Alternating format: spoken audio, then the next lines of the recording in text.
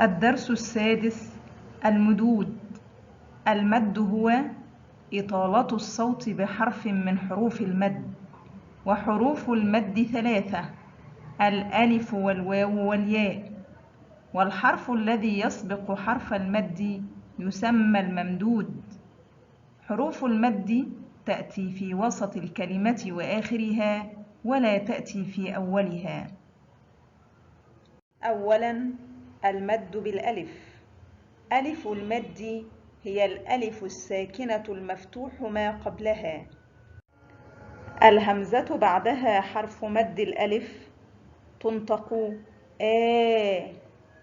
آمنا آمنا، فالهمزة هي الحرف الممدود، والألف بعدها هو حرف المد. انظر إلى كلمة آمن كيف كتبت في الصورتين، وانظر أيضا إلى صورة آمن بالمد كيف كتبت ونطقت، وصورة أمنا بفتح الهمزة دون مد كيف تنطق. حرف الباء المفتوح باء، بعده ألف المد ينطق باع، فالباء هو الحرف الممدود، والألف بعده حرف المد. حرف التاء المفتوح تاء، بعده ألف المد ينطق تابا، فالتاء هو الحرف الممدود، والألف بعده حرف المد. حرف الثاء المفتوح ثاء، بعده ألف المد ينطق ثارا، فالثاء هو الحرف الممدود، والألف بعده حرف المد. حرف الجيم المفتوح جاء، بعده ألف المد ينطق جاعا، فالجيم هو الحرف الممدود، والألف بعده حرف المد. حرف الحاء المفتوح حاء، بعده ألف المد ينطق حارا، فالحاء هو الحرف الممدود، والألف بعده حرف المد. حرف الخاء المفتوح خاء، بعده ألف المد ينطق خابا، فالخاء هو الحرف الممدود، والألف بعده حرف المد. حرف الدال المفتوح داء، بعده ألف المد ينطق دارا، فالدال هو الحرف الممدود، والألف بعده حرف المد. حرف الذال المفتوح ذا، بعده ألف المد ينطق ذاقا، فالذال هو الحرف الممدود، والألف بعده حرف المد. حرف الراء المفتوح راء، بعده ألف المد ينطق راقا، فالراء هو الحرف الممدود، والألف بعده حرف المد. حرف الزاي المفتوح زا، بعده ألف المد ينطق زارا، فالزاي هو الحرف الممدود، والألف بعده حرف المد. حرف السين المفتوح سا، بعده ألف المد ينطق سامحا، فالسين هو الحرف الممدود، والألف بعده حرف المد. حرف الشين المفتوح شاء، بعده ألف المد ينطق شاركا، فالشين هو الحرف الممدود، والألف بعده حرف المد. حرف الصاد المفتوح صا، بعده ألف المد ينطق صاما، فالصاد هو الحرف الممدود، والألف بعده حرف المد.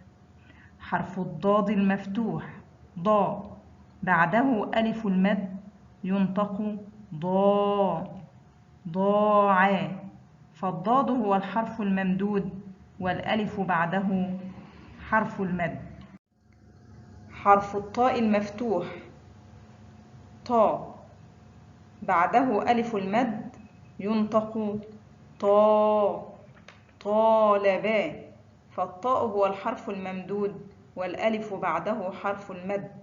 حرف الضاء المفتوح ضا، بعده ألف المد ينطق ضا، ظاهرا.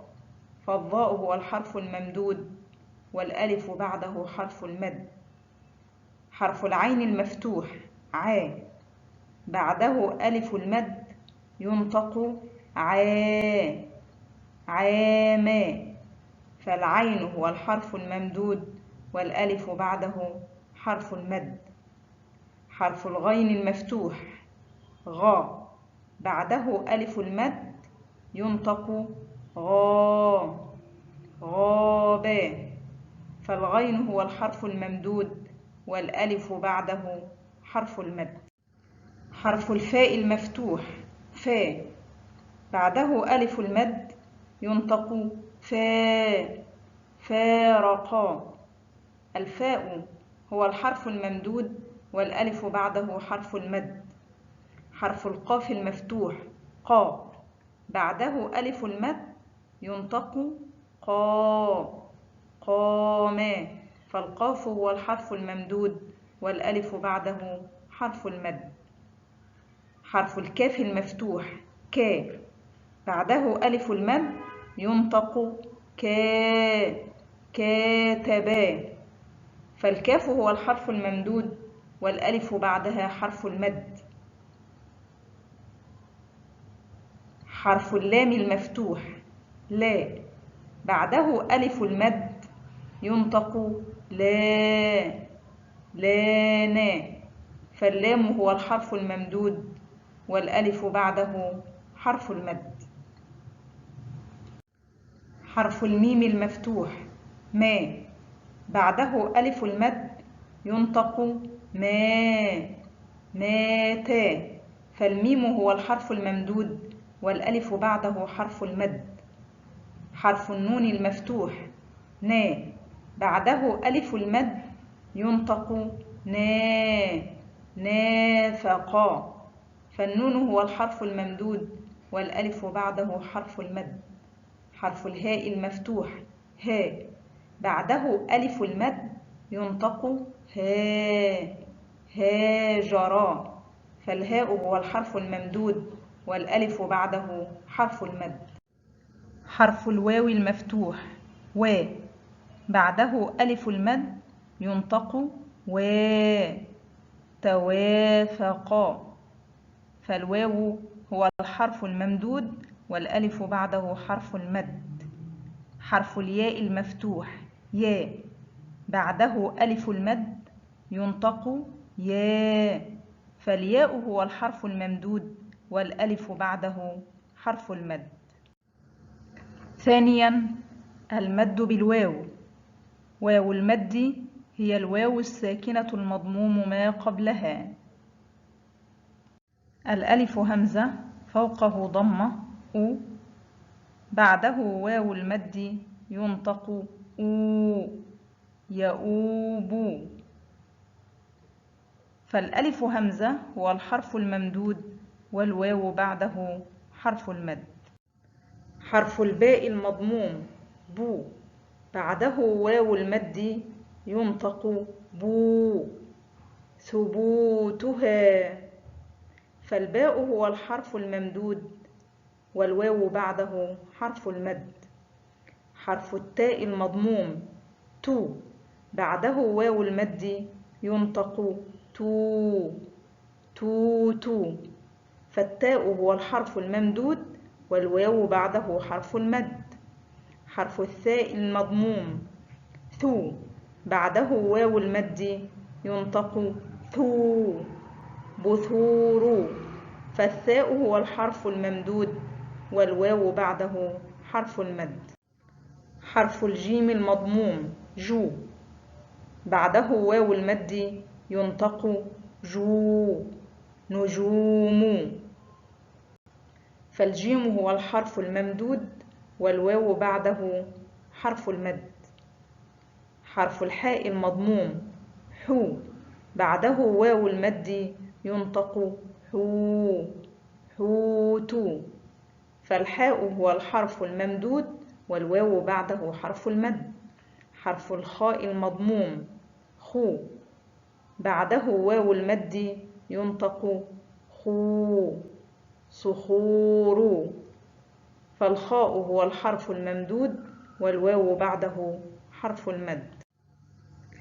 حرف الدال المضموم دو بعده واو المد ينطق دو بدور. فالدال هو الحرف الممدود والواو بعده حرف المد.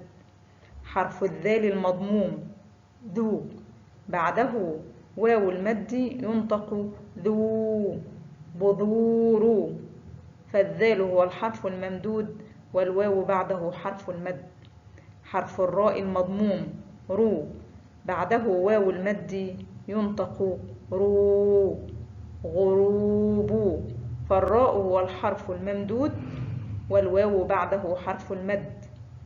حرف الزاي المضموم زو بعده واو المد ينطق زو يزور. فالزاي هو الحرف الممدود والواو بعده حرف المد. حرف السين المضموم سو بعده واو المد ينطق سو نصور. فالسين هو الحرف الممدود والواو بعده حرف المد. حرف الشين المضموم شو بعده واو المد ينطق شو قشور. فالشين هو الحرف الممدود والواو بعده حرف المد. حرف الصاد المضموم صو بعده واو المد ينطق صو قصور. فالصاد هو الحرف الممدود والواو بعده حرف المد. حرف الضاد المضموم ضو بعده واو المد ينطق ضو يضوم. فالضاد هو الحرف الممدود والواو بعده حرف المد. حرف الطاء المضموم طو بعده واو المد ينطق طو أطوف.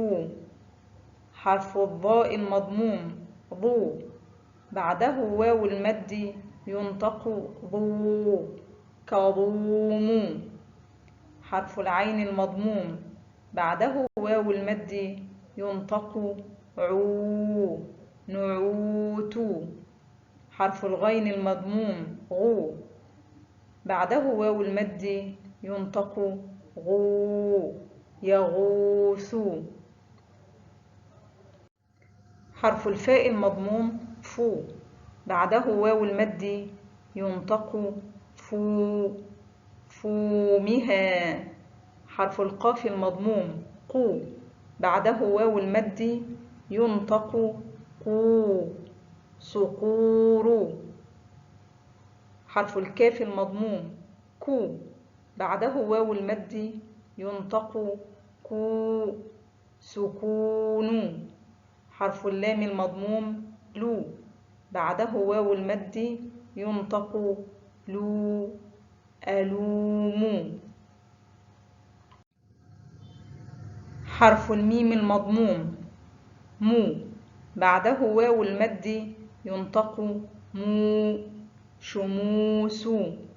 فالميم هو الحرف الممدود والواو بعده حرف المد.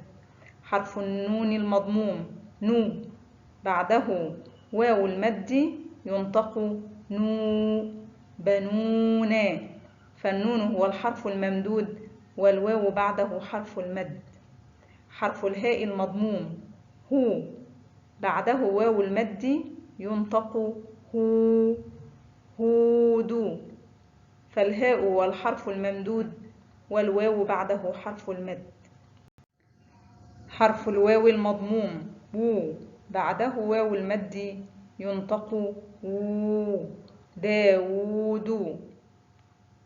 فالواو المضمومة هي الحرف الممدود والواو الساكنة بعدها هي حرف المد. حرف الياء المضموم يو بعده واو المد ينطق يو سيوف. فالياء هو الحرف الممدود والواو بعده حرف المد. ثالثا المد بالياء. ياء المد هي الياء الساكنة المكسور ما قبلها. الألف همزة تحته كسرة إي، بعده ياء المد ينطق إي، إيمان. حرف الباء المكسور بي، بعده ياء المد ينطق بي، أبي. فالباء هو الحرف الممدود والياء بعده حرف المد. حرف التاء المكسور تي، بعده ياء المد ينطق تي، كرتي.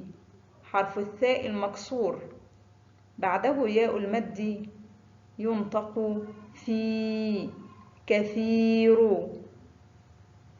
انظر إلى صورة ياء المد في آخر كلمة أبي وآخر كلمة كرتي، وصورته في وسط كلمة كثير.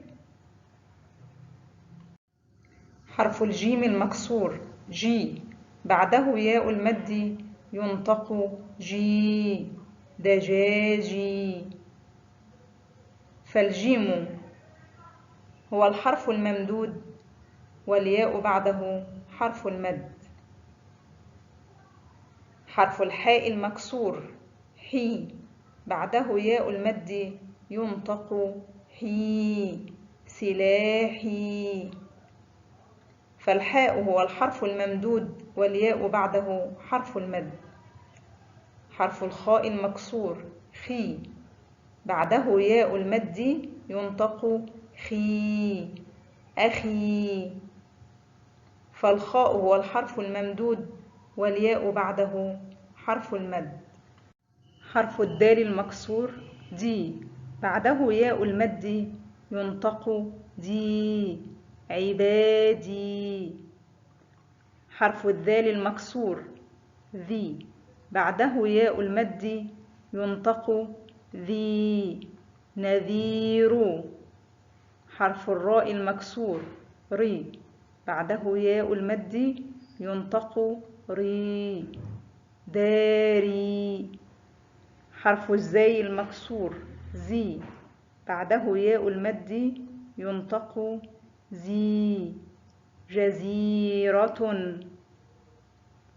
انظر إلى صورة ياء المد في آخر كلمة عبادي وداري، وانظر إلى صورته في وسط كلمة نذير وجزيرة. حرف السين المكسور سي، بعده ياء المد ينطق سي، يسير. حرف الشين المكسور شي، بعده ياء المد ينطق شي، فراشي. حرف الصاد المكسور صي، بعده ياء المد ينطق صي، بصير. حرف الضاد المكسور ضي، بعده ياء المد ينطق ضي، رضيع. حرف الطاء المكسور طي، بعده ياء المد ينطق طي، قطيع. حرف الضاء المكسور ضي، بعده ياء المد ينطق ضي، عظيم.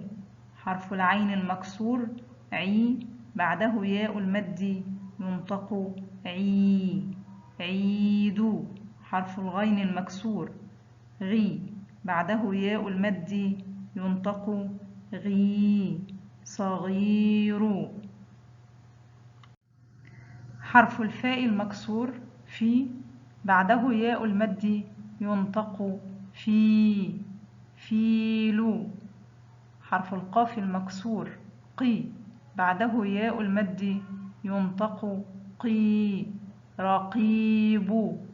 حرف الكاف المكسور بعده ياء المد ينطق كي، حكيم. حرف اللام المكسور لي بعده ياء المد ينطق لي سليم. حرف الميم المكسور مي بعده ياء المد ينطق مي منامي. فالميم هو الحرف الممدود والياء بعده حرف المد. حرف النون المكسور ني بعده ياء المد ينطق ني لساني. فالنون هو الحرف الممدود والياء بعده حرف المد.